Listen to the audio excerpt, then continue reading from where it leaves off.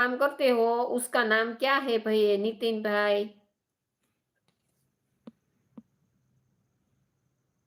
Herbal life, ओ बापा!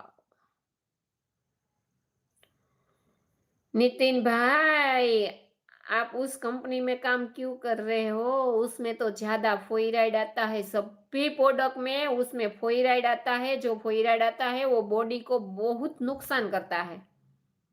आपको पता है? मैंने 8 महीना काम किया, ढाई से 2.5 लाख से ऊपर मैंने इनकम कमा ली है इसमें।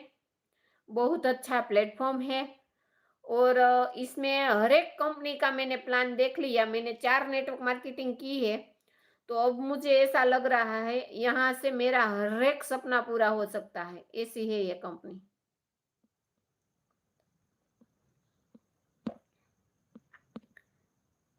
आपकी कंपनी का नाम क्या है? मैं जो कंपनी में काम कर रही हूँ ना नितिन भाई, उसका मैं गुजराती बोलती हूँ।